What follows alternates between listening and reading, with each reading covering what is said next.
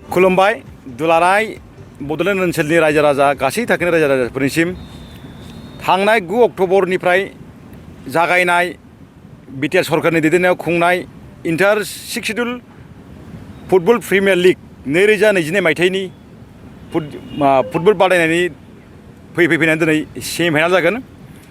बे मोननै सेमिफाइनालनि गेजेराव दिनै क'क्राझार KDSA फोथाराव सेथि सेमिफाइनाल KDSA फोथाराव दिनै मोनाबिलि 6:15 जानाय लोगो लोगो बेयाव नोंथांमोना सेमिफाइनालनि गिबिथि गेलेनाय नुनो मोनगोन। KDSA फोथाराव Dima Hasao autonomous council versus लाइ अट'नमास डिस्ट्रिक्ट काउन्सिलनि गेजेराव गिबि फार्स्ट सेमिफाइनाल जागोन। सेकेन्ड सेमिफाइनाला उदालगुरि जिल्लानि डिमाकुसि मिनि स्टेडियामाव जागोन। बे डिमाकुसि स्टेडियामाव सेमिफाइनाल गेलेनायाव बाहागो लागोन खुंफुं हानजा बड'लेण्ड टेरिट'रियेल रिजन आरो कार्बि आंलं अट'नमास काउन्सिलनि गेजेराव जागोन। दिनैनि बे सेमिफाइनाल गेलेनायाव गासै रोखोमनि हाबाफारि साजायनाय गासै रोखोमनि बेवहाय फोथार साजायनायनि जाखिनि हाबाफारि दंमोन प्रिपारेसनफोर दा बे बुब्लियाव जोब्बाय।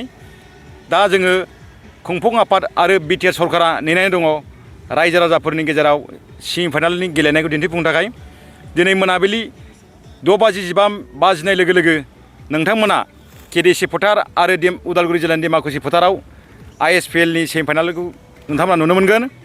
आं बेनिखायनो खावलायगोन खुंफुं आफाद आरो बिटिआर सरकारनि जानानै फै नोंथांमोना दुलाराय रायजो राजा नोंथांमोना हारि राव धोरोम बासियालासे ISPL नि सेमिफाइनाल गेलेनायनि जानाखि मजा लानाय बे मजा लानाय गेलेनायाव जिहेतु मोननैबो गेलेग्रा फोथाराव खुंनो लानाय सेमिफाइनालाव नामी दामि फुटबलारफ्रा बिथांमोना गावसिनि आथिंनि जादुखौ दिन्थिगोन।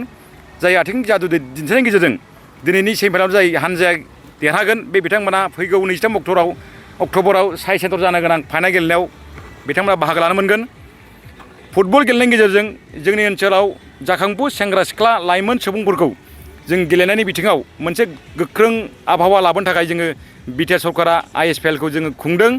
बे ISPL नि हाबाफारियाव सा सानजा भारतनि 9 काउन्सिलफोर 6 शिड्युल बड'लेण्डखौ लाफानानै Bodoland territorial region Karbi Anglong autonomous council Dima Hasao autonomous council Garo' hills district autonomous council Lai autonomous council Mara autonomous council आरो त्रिपुरानि tribal area development autonomous council आरो त्रिपुरानि tribal area development autonomous council बिथांमोना गासै 9 हानजाया बे जोंनि बड'लेण्ड ओनसोलाव फैनानै बिथांमोना गावसिनि हानजानि काउन्सिलनि जानानै बिथांमोना बाहागो लादों।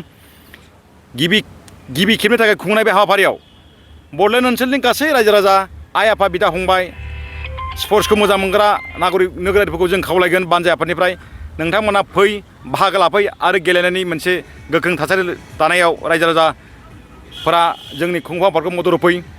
जोबथा गेलेनायनि जानाखि फाइनाल मेच गेलेनाय बे गेलेनाया फैगौ 23 अक्ट'बराव साइ सेन्टाराव जागोन क'क्राझारनि।